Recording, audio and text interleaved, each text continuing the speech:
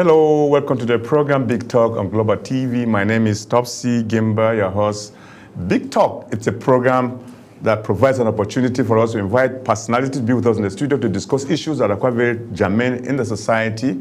The program comes to you 7 times in a week, that is Monday all the way to Sunday, where we discuss national issues. Of course, there are a lot of things we have this evening to share with you, whoever that is sitting, watching us, wherever you might be, either within or outside the country, to talk about what we saw, was it yesterday or thereabout, trending on social media, the clash between the minister of the FCT, Nyesom Wike, and the military officers that were sent by the former naval staff to protect the land he believes is his own. We are going to assess this one to find out basically how it happened and the way it's supposed to go. My guest with me in the studio is a friend who I know for some time, very vocal, an analyst to a repute, and the person of Kingsley Joshua. It's a pleasure having you to be with us on this program this evening, Kingsley Joshua. Thank you, Gimba. Thank you for having me on Global Television once again. Thank you, viewers. It's going to be a big one, I believe. Yeah, thank you so much. Wike and the land matter. To hit the ball rolling, you've been following what's actually going on in just some couple of hours ago, about 24 or more hours, where there was a clash between the minister of the FCT, Wike, with the young officer who was ordered by his superior, to give protection to the land the superior believes is his own. But the minister is of the opinion that the land was acquired illegally, and therefore it needs to be taken away from the supposed person. In your own opinion, as an analyst, what will you say with what you watched and what you saw on that particular fateful time? Okay, first and foremost, I think it was a mistake on the part of the minister to have engaged in that altercation with that officer. Bearing in mind that the officer was not there on his own. Now, if you understand how the military works, an officer receives order from a senior officer, from a superior officer, and they tell you, obey before command. You obey that order to the letter. Now, what were you expecting? His superior officer had given him an order. Probably do not permit anyone into this land. Maybe do not permit Wike and his entourage. Maybe do not permit anyone except I tell you so. And then Wike comes with his entourage, expecting to force their way into that land, regardless of whether that officer was there by order or on his own. And as the officer continually stated, I'm only sticking to an order. I was given an order. He's not answerable to Wike to start with. He's answerable to whoever sent him there, regardless of the fact that Wike is the minister of the FCT. Now, if Wike has any grounds to grind, it's not with the officer. It's with the superior officer that sent that junior officer. And when I say junior officer, comparatively to the superior officer that sent him there, that's who Wike has an issue with. Now, having gotten there, and you see this, and it was a very dangerous scenario to start with. The soldiers that were, the details or the ratings that were with that naval lieutenant were armed and battle ready. And the security aides that came with the minister were also armed. And it would have degenerated into something very bloody, except for a handful of them who were cautious and were responsible enough not to go that far. So I think the minister erred on the part of caution. Having gotten there, having assessed the scenario, called the CDS, and the CDS, even after speaking with that naval lieutenant, did not give that naval lieutenant a contrary order to vacate that place. That should have sent a signal to the minister. Just bite the humble pie and move on. Okay, Kingsley, look at it this way. The minister is an appointee of the president, given the chance under the constitution to govern this territory that's called FCT. That everything that happens within the FCT is happening within the purview of the minister. Be you who, as much as he is the sitting minister of this FCT, everything goes through him before it happens. Now, even the president himself, that's President Tinubu, if anything he wants to do in the FCT in terms of really, like in land or either whatever, must definitely alert the minister that so place or whatever I want to do with that particular area. I agree with you. Do you understand? Because he is following the constitutional laid down principle as given by Nigerian to govern the FCT. Now, because we are military and we have already risen to a certain level that nobody can say anything to you, if a land is said to be under suspicion, not properly acquired, and the minister is the one who actually determines whether it is or not, and decided even to pay visit to assess the place, and an officer is standing and blocking the minister not to have access to that piece of land. In your own opinion, you are saying that the minister ought not to do what he did, but probably follow the appropriate channel. Which appropriate channel will he have followed beside what he did? Let me give you an instance. Can Wike go to the Minister of Defense and then order or either ask one of the officers to do something for him and they will carry it out? Because they believe they will not do that because it's not even within his purview to enter that place to do whatever he wants to do. It's the same thing. The fact that he's a minister and you are military or military personnel or officer doesn't really mean he does not have authority over what he wants to do because everything is under the Constitution. He operates within the purview of the Constitution. Gimba, I understand what you said perfectly. However, there is a room for crisis management. And we understand, in an ideal case, assuming without conceding that what you have presented in terms of documentation is what the situation truly is. Of course, you understand how the system runs down here. Assuming without conceding that what you have presented is the right situation. Fine. Wike is a minister. How do I call it? The admin head of the FCT ministry. He is not the FCT ministry. The FCT as ministry is an institution. And it is clearly organized in such a way that there is an enforcement department that goes out there, do what it ought to do, and then writes to the minister, writes a report to the minister. Now, I think I will differ in that. I will differ with you. Let me finish. Let's take it as if there is an agency, if an agency enforced to do whatever it should do, don't forget that nobody takes an action without making reference to the minister to approve it or not. The fact that we have Ministry of Development Control that's saddled with the responsibility to check infraction in terms in land grabbing and raising structure without giving the constitutional mandate to do that is the development control that carries out that function, either demolishes it and there are directors and then there are directors, you know, a chain of command is there. Absolutely. But that does not in any way prevent the minister to either do an oversight function to check whether or not what they said is what they are really doing. More so, the land that we saw the officer with his ratings, you know, is not the only plot there in the first place. And I don't think everybody will always. And I don't even think that all of them will have to conscript military to come there and guard their plots, just like the way the other man did. And so somebody is feeling bigger than necessary. No, I don't think so. That's your perspective, yes. Well, I don't think so. I still maintain that the Ministry of the FCT has offices, especially the Enforcement Office. Now, as to whether the Enforcement Office did its job and reverted to the minister, whatever it reverted to the minister, prompting the minister to go there to try to enforce it himself, that I don't know. We don't have, these details are not in the public space.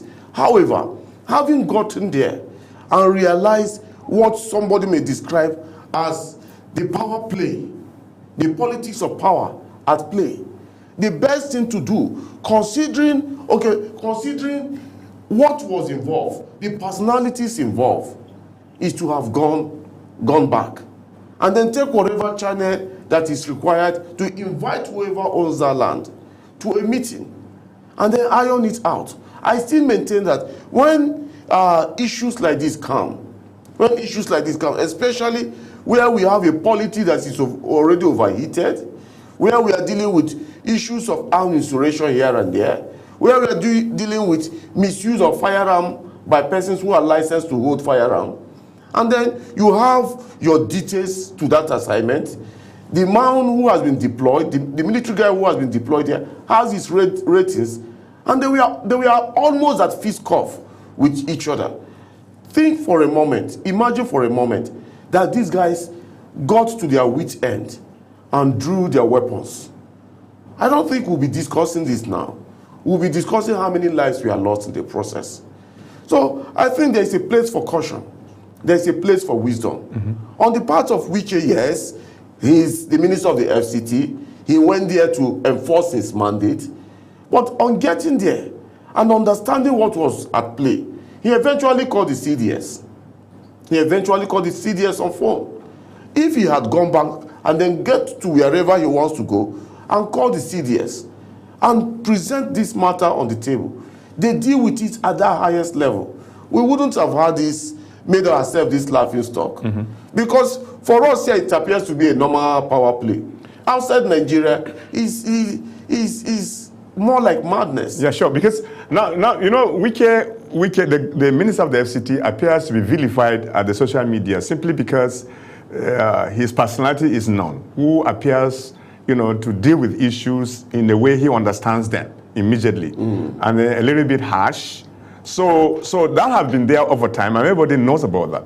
And so when this matter came up, a large number of people, you know, are more or less praising the officer for doing what he did.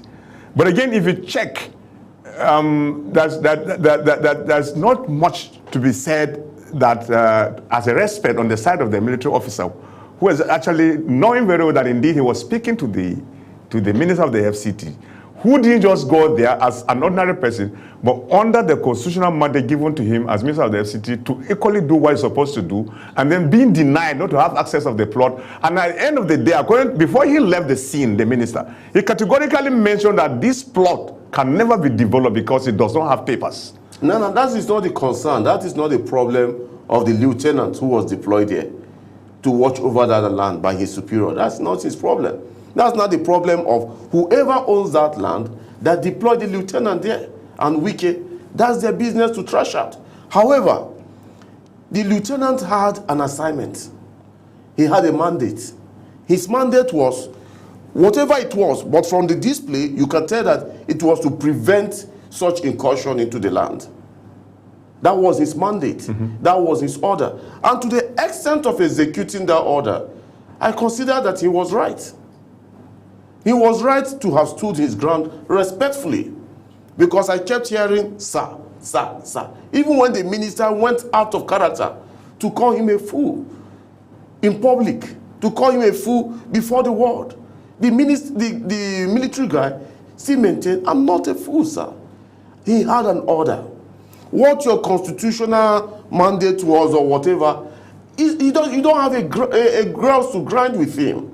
Go find whoever sent him. It's a case of punishing the messenger and not the person that sent the messenger. This young man was sent, listen, this is your order. If you understand how the military works, I don't see him going out of play. For me, it was a dangerous and reckless power play. If these guys had chosen not to be professional, the DSS operatives were there, the bodyguards to Wike, they had their guns on them. The policemen detailed to follow Wike around also had their guns with them. If you watch that video very well, you can see at a point there was a shoving by military guys and policemen. At a point, a military guy said to one of the policemen, who is a detail to Wike, that if I keep this gun, do you think you can face me in a physical fight? They got that low. What if decency had not prevailed and they drew their weapon? Do you think the minister will be safe? I don't think so. I think it was too reckless. But the ratings, were they right to have, at the point of that discussion between the minister and the young lieutenant, you know, to be pointing the gun directly at the minister? No, they didn't point the gun at the minister. Yeah, they did. He had to show, because the DSS had to come in between the minister and the guy that was pointing the gun. In one of the videos, obviously. I didn't see that side of the clip. Where I saw, the side of the clip I saw, was where the business end of the gun was pointed to the ground. Yes. To an extent that the Wike had to push the DSS and allow him to do whatever he wants to do.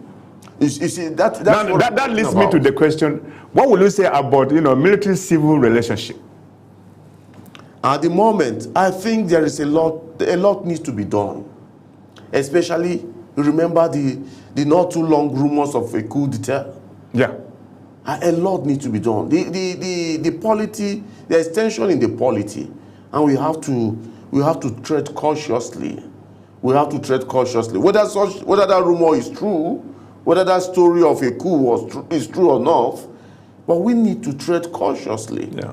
And I tell it again and again and again, you do not engage in such reckless display of ego and power.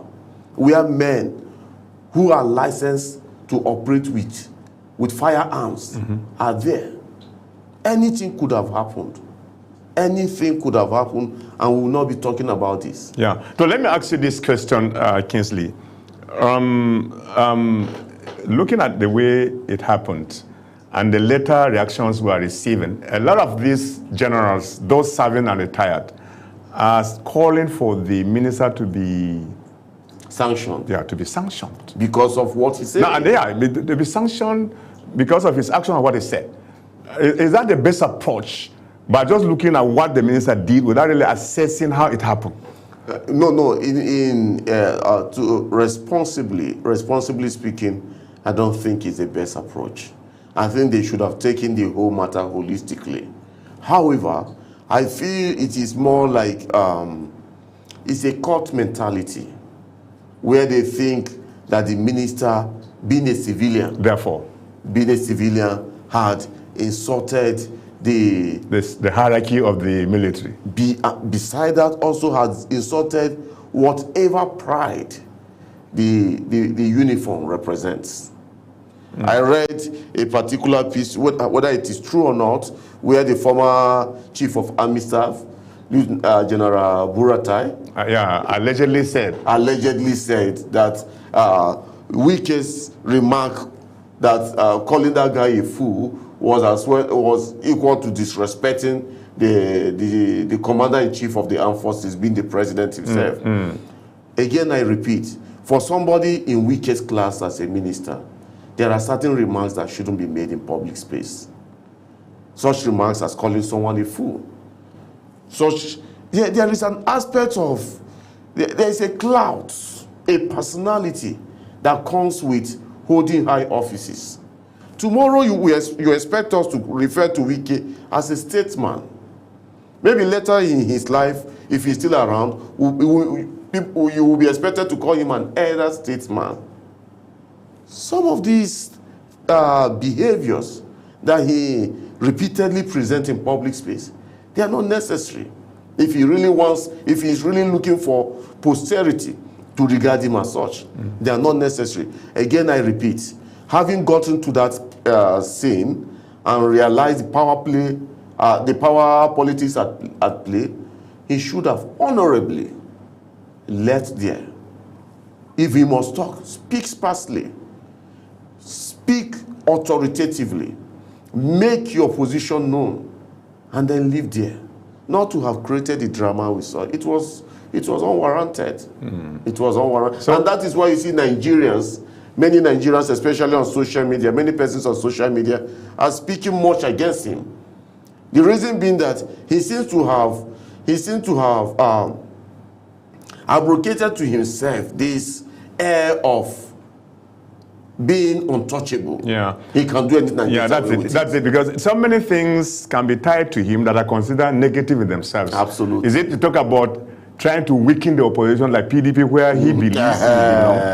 Do you understand? Many Nigerians may not talk about those things. Sure. So it's raising dust against that's it. Or is it the way he speaks or addresses issues without really knowing whether or not it's hurting? So when this issue came out that the way it happened, a room has been created for anybody to say what he wants to say and get away with it freely. That is one. And also look at it this way. Think about the emergency rule in Rivers State. Many believe, and rightly so, that he was behind it. to humiliate the serving governor of Fubara. Think about the decimation, the near decimation of the PDP. Think about how he talks, how he governs the FCT.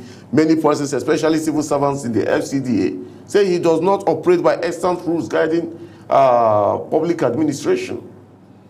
There is a growing sentiment against the minister of the FCT. And it is better that his aides and handlers begin to make him understand these things. Assuming if that were to be his nature. His nature as a public officer? He has to say whatever he wants to say without giving a damn to who listens, who accepts. That nature needs to be checked. Because in an ideal society, in saner societies, Wike should be answerable to the people. He should be answerable to the people. And if you are answerable to the people, then you don't turn the whole thing. But are you aware that Nigeria as a country needs such kind of leaders in trying to enforce what he wants to enforce and get it done immediately? Take for instance, if he were not the kind of Wike we are talking about, certain things that we see today and cherish them happening in the FCT, you wouldn't have seen them. Like such as road network. Yes, we have had ministers before. Now beyond the construction of road network, which they never did like the way. The only person being mentioned, it's El-Rufai, former governor of Kaduna State, who then served as a minister. But again, it did not even get closer to what Wike is doing as we speak. Nobody is averse to Wike's efforts at reshaping the face of the FCT. Nobody is averse to it. But while you are doing what you are doing, while you are good at what you are doing, there's a human side of social relationship. And that's where he's failing. That's where he's getting it wrong. And his handlers are not helping matters. You need to see, especially his media handler, come on air. The way he talks, as if Nigeria is a society of persons who don't have the minimum standard of IQ. We remember history, we remember the past. We have seen leaders before Wike came on board. Kudos to him, kudos to his effort in the FCT, the good road network. But beside the good road network, there are also cases, allegations of land grabbing. How much of that has been resolved satisfactorily? As in land grabbing, linking to him or those who work with him. Linking to him. That's just an allegedly being said. That's why I said allegedly being said. Yeah. And that's why I said how much of these allegations have been satisfactorily dispelled? How much of these allegations? You see, we can need to understand that he's dealing with humans. And humans have emotions. And he must also understand that political power is transient. Life itself. Life itself is transient. At a point in Nigeria history, Malam Nasser El-Rufai was the minister of the FCT. He did his bit. Of course, you can never go through public office without stepping on toes. He did his bit. But today, where is Malam Nasser El-Rufai? At a point, Amechi was the talk of town as a minister of transport, building rails here. Today, where is Amechi? It will come and go. People may not remember quickly the infrastructures you built because not all Nigerians stay in the Federal Capital Territory. There are Nigerians who are members of the People's Democratic Party, a party that Wike is hell-bent on decimating, that don't stay in the FCT. These Nigerians will remember him for the things he did with the PDP. There are Nigerians in Rivers State whose livelihood, who in one way or the other survive. We are affected by that emergency rule declaration in Rivers State. And they point fingers, accusing fingers at Wike. So he should understand that this administration will come and go. But memories hardly fail, especially to those who are victims of your actions. Yeah. But much to be said about him is that he has actually done a lot. Wouldn't you say that? Like I said, I give kudos to Wike. Yeah. He has to a large extent changed the face of road infrastructure, especially the construction of road networks in the FCT. Yes. He has done that. He's doing that. He's impacting on FCT in terms of road construction. He's doing that. Yeah. However, beyond this, a human being should be all round. You may not necessarily be perfect, but let there be a sense of empathy in the way you relate to things. Wike is the type that when he wants to get a thing done, He goes all out, regardless of who else is ground. And, well, I give kudos to him. That's his personality. But he should have at the back of his mind that while he's doing this, he's rubbing it off on a couple of persons. What happened between him and the lieutenant? Yeah. Why do you think Nigerians are so much praising the lieutenant? Why do you think? Because some persons have been hoping for that day where another person will tell Wike, okay, you can cross this line. And that was what happened yesterday. And I tell you, that action demystified Wike. To a certain extent. To a large extent. Because you will see some other persons will pick a Greenleaf from there and be able to stand against him. See, sometimes when people consider... But when things like that happen, doesn't really mean they are being done on the principle of law now. They are not being done on the principle of law for you now. For the fact that the media is awash with praises on the young lieutenant doesn't really mean Wike probably must have taken a wrong action on that particular instance. No, I have said so we need to be very careful in making... Because I see this particular matter, if I'm asked to assess, I see this matter to be more for Wike than any other. Because he's the minister. Yeah. He's the minister of the FCT. Topsy. And everything under his purview relates in his office and ends from his office. I agree with you. I'm not countering that. He is a minister of the FCT. But there is a realm of decency in the discharge of one's function that must not be toyed with. You are the minister, yes. There is a legal part of it, yes. Call it whatever you like, we agree. But you see, when it comes to a point where you think you are trying to do the right thing, and the other party has certain instruments of coercion, and is not ashamed of using that instrument of coercion to make you not do the right thing, then you should think of another way of getting your right thing done. And he left with a warning that the place will not be developed. As to whether that warning will be followed through, time will tell. Time will tell. What to see? Because, see, the owner of that piece of land reportedly is a former chief of naval staff. Yeah. So this matter will be resolved at the top level. Definitely. I got to understand today that the serving CDS, serving CDS was there today, alongside with the lieutenant and some other persons to look at the land, the land in question. So this is what should have happened with, you see, at the level you are as a minister, as a governor, when you are out to execute your mandate and the media is there, in the 21st century world, one needs to be careful. You need to be extra careful. Indeed. Because things could be twisted beyond your control. You cannot manage it well at the end of the day. Yes, public relations is there, damage control is there. There are some damages that regardless of how you try to control it, the elements will still be there. The residue will be there. Definitely. Now, let's transit from that discussion to the most talked issue concerning, the threats from Donald Trump. Yes, saying, let's be very, very careful, because people are saying that Donald Trump is of the opinion that he's coming to send his soldiers to invade Nigeria or attack Muslims. But I think clearly in his own speech, those who had time to listen to what he said terrorists who are killing Christians. And that there are some sanctions he wants to put in place before probably deciding whether or not some kind of military action to be taken.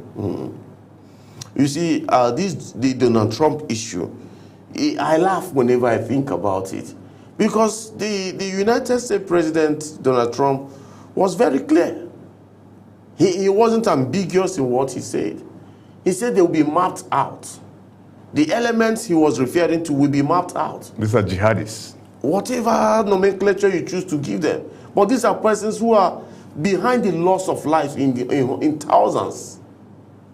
He said they will be mapped out. Now, if you know the United States in policy, in military action, in economy decision and whatever, is driven by research and data. They are driven by this is a country that have spies on ground that supplies information to them. Spies that sometimes are persons from their nationals who are sent, of course, to countries either to work with their diplomatic missions or whatever, or they are locals who are conscripted clandestinely and paid to supply information. They may be your civil service, they may be wherever, but they supply information. Now, beyond that, of course, they have their satellites orbiting in space, capturing whatever data that needs to be corroborated with what they get on ground. And these persons tell you that, listen, we have petition from victims in Nigeria. We have information from other sources. And not just a state official came out to tell you this. Not an ambassador, not a diplomatic representative. The President of the United States of America. Saying it. Saying it. Because he has been given credible intelligence. And he said, we are going to map them. We know where they are. We know where they are coming from. They will not escape our reach. They did it in Afghanistan. You and I were living witnesses to it. They did it in Afghanistan. They pursued Osama bin Laden for about 10 years until they got him, until they neutralized him. They didn't say they are invading Nigeria. They say we are going to map them, identify them, and neutralize them. And I like to think of this issue this way. Imagine for a moment, Gimba, that you are a father of a large family, and you are a strong man in your own right, and you are in a neighborhood. Now, at a particular point, another strong man, whether strong man or whatever, somehow your family was invaded. And then, God forbid, let me go a little spiritual, and your members of your family, your own members of your family, we have been kidnapped, we have been killed, and you could do nothing about it. And then somebody, another strong man, maybe in another neighborhood elsewhere, volunteered to help you out. Would you say no to him? Not at all. And will you preach the doctrine of sovereignty to him? Not at all. Because it doesn't make sense to me. Sovereignty was there. That doctrine was there when the Nigerian government could not stop these people. After all, Kingsley, there is this article in United Nations, which I share sometimes with my friends in my area that around Nyanya, where they said there is, I even read it myself as well, there is R2P, they call it responsibility to protect, that the United Nations has given that right to the United States of America to enter any country where freedom of humanity is not being infringed upon. Yeah, they have that, is there in the article. And so when one sits and begins to imagine that Nigeria is a sovereign state and therefore Donald Trump cannot in any way enter this country without seeking the money of this country, as if we have never seen it happen in other countries. And as if we are not signatory to such United Nations articles. That is it, just to buttress your point. We saw them in Afghanistan. We saw them in Libya, we saw them in Iraq, and we saw them even in Iran. And they are right now in Venezuela. And it even happened in Nigeria. And it's even when the US citizen was abducted. That is it. They came here. They flew in, neutralized the abductors, and left with the... So I think I understand the... You know, I've asked myself, who stands to lose more if Donald Trump follows through with his threat? Who stands to lose more? Is it the Nigerian people who will be rescued from the hand of these terrorists? Is it the Nigerian people? Or who exactly stands? Why the noise? Why is this? Is the U.S. coming to exterminate the Muslim population? The answer is no. Is the U.S. coming to exterminate the population of traditional worshippers? The answer is no. Is the U.S. coming to foist a Christian president on Nigeria? The answer is no.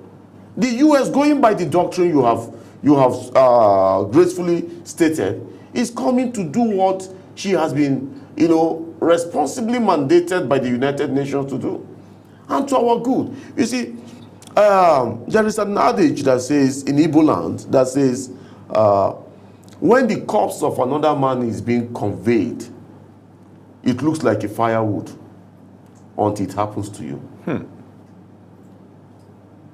I stayed in the north extensively. In the 80s, I think between 87, 88, and 89, I witnessed for the first time in Kaduna State the Kafanchan riot. People died in their numbers. People were killed. Then in about 92 or so, I witnessed the Zango Kataf riot in Kaduna State. And I was an IDP as a consequence of that riot. I was an IDP left where I was staying to the mobile police barracks in television, around the television axis in Kaduna State, where here you eat just about close to where people were defecating.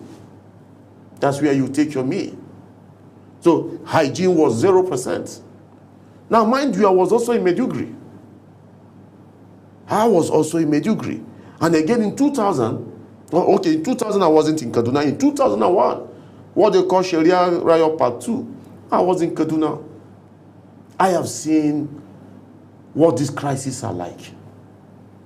I have seen women turn to widows, children turn to orphans. I have seen friends we grew up together burnt alive. There's one particular incident that doesn't leave my memory. Of course, if not for the fact that over time one had to rationalize some of these things, find a way to escape the trauma that comes with it. You can imagine what this does to someone. So there have been killings after killings after killings in Nigeria. Now, I don't want to begin to give it certain appellations like genocide or whatever, but it is what it is. And then somebody say, listen, enough of this. Do you know what it means an environment that has come to be, you have come to know as home? All of a sudden, some aliens comes into that environment and sweeps just about anything working in that environment. Killing, burning, raping women, dissecting pregnant women, killing the fetus in them, and then claiming over that territory and renaming it their own. And then you say somebody should not come to the rescue of these victims. What do you gain from this? Now, those who are speaking vehemently against this proposal by Donald Trump, we should begin to ask them, what do you stand to gain as these killings continue? What do you stand to gain? As a journalist, I had covered crisis. I have seen crisis. I have seen people lose their lives. I have seen people lose their means of livelihood. I have seen able-bodied men turn to disabled persons overnight. I have seen amputated limbs. I visited the mortuary for the first time when I was about 12 years or so, 12 years old.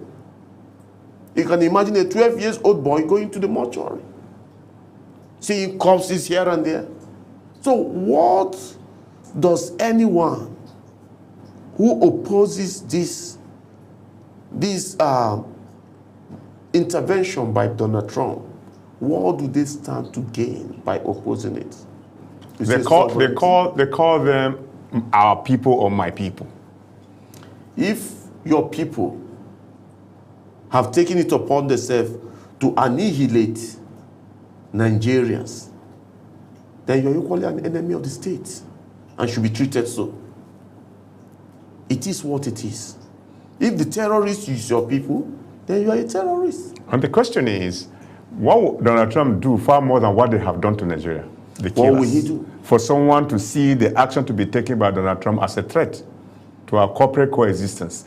Is there anything that these terrorists have not done that be considered inhuman in nature, that you think Donald Trump will come with far more than what they would do? So we know those who oppose it, flowing from what you say, those who oppose this promise by Donald Trump, I think they consider the life of the terrorists more worthy than the life of those they kill. I think that's what it is. And I'm shocked. You are probably very close to the truth.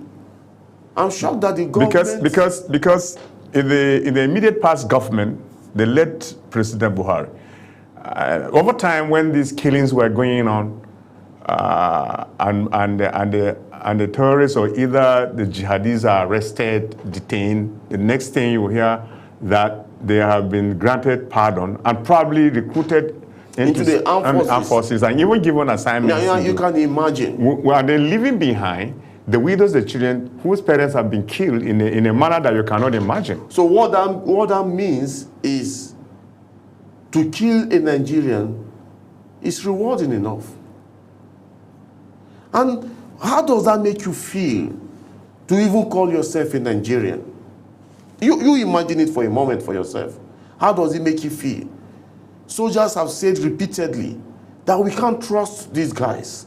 And we have read reports of soldiers saying that these guys, you are so-called repentant whatever, end up selling out, collaborating with the enemies at the expense of the life of other soldiers who are truly out there to accomplish the mandate of ending this scourge. What, you see, it brings me to the reasoning I've always maintained that this appears to be a region's attempt to replicate the efforts of the movement for the emancipation of the Niger Delta. Now, if that is true, what are they fighting for? We know what the Niger Delta guys fought for. The destruction of their ecosystem, their livelihood by oil-producing companies. And the fact that the dividends from this exploration of oil, crude oil, is not seen in their places. And even if it's seen, it does not justify the destruction of their marine life, knowing that they get their livelihood from the waters. We are very much aware of what these guys fought, these Niger Delta guys. We know what they fought for. But these other fellows, what are they fighting for? Can you imagine? To an extent, those who have the power to speak on this particular instance where Donald Trump has actually threatened to use military might on Nigeria, they're even comparing figures that Christians are killed more or Muslims are killed more, as if it's something we should cherish. I think it is hypocritical to do that. Is there any life that is worth wasting in the first place? Before we even get to that point, those saying that are either economical with the truth or they have a poor sense of history. Because flowing from my experience in this region, I think they should rather shut up than talk. Because I have seen this happen. From Kaduna, I told you, to Maiduguri, to Borno State. I have seen it happen. Yes, when this entire shenanigan began back in time, if you recall, the places that we are majorly attacked were Christian communities. The Gozas and the Bius of Borno State. These were places that we attacked. Christian populations were majorly being attacked. At a point it became, I knew someday that the pendulum will swing. Because when the bully, someone who is used to bullying, no longer sees a victim, he turns to those who encourages him to bully. So when at a point in time, they ran out of who to kill on this side, and then decided to spread the dragnet. And that's when people started shouting. We live in a hypocritical society where people are happy if the devastation is on the other camp. Whether on the other camp or on this camp, the question I ask, who licensed you to kill another? Is it worth it? Is it worth it? Just the way you came into this world through a woman, so the other person also came into this world through a woman. You never lobbied God to come into Nigeria. Neither to practice this religion or neither to practice this faith or another. You never lobbied God. You only found yourself by some in an environment. in an environment. What then makes you think that the world has gone beyond beyond the struggle and the scramble and petition for geographical areas? The world has gone beyond that. And that is why when Putin woke up, of course we understand the politics of Putin and NATO and the rest of them. Yeah. So to that extent, we understand where Putin was going with that. It's going with but that. even at that, the world clamored. People spoke against it.